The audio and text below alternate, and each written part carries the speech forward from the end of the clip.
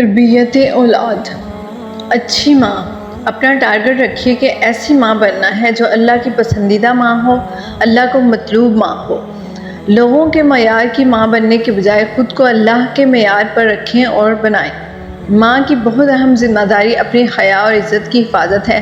اس فتنے کے دور میں خود کو بے حیائی، چاہے وہ چھوٹی یا بڑی، اس سے خود کو بچا کر رکھیں۔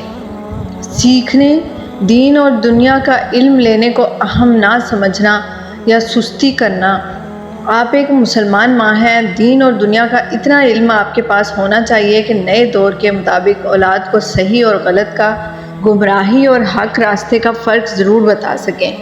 اگر آپ اپنی اولاد کی نجات چاہتی ہیں اور ان کو جہنم کا ایندھن بننے سے بچانا چاہتی ہیں تو دین کی سمجھ سنجیدگی سے لیں، اور ساتھ ہی دنیا میں اٹھنے والے نئے فتنوں اور اس کے بارے میں ہمارا دین کیا کہتا ہے۔ آپ کو اتنا معلوم ہے کہ اولاد کو اس بے حیائی کے طوفان سے بچا سکیں۔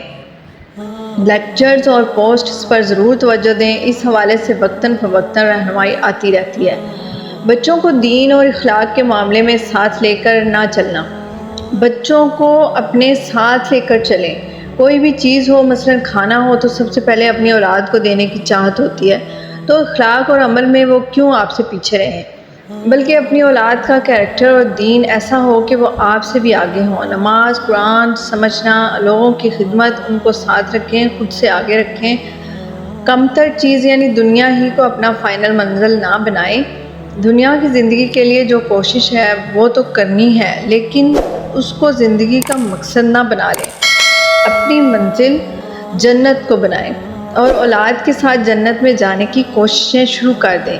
بس چند عبادات اور تسبیحات ادا کر لینے پر اکتفا نہ کریں، بلکہ جنت کے درجے تو اعمال کے لحاظ سے ملتے ہیں۔ ان کو بڑے بڑے خواب دیں۔ کیا آپ نہیں چاہیں گی کہ آپ کی اولاد کی وجہ سے اللہ تعالیٰ کے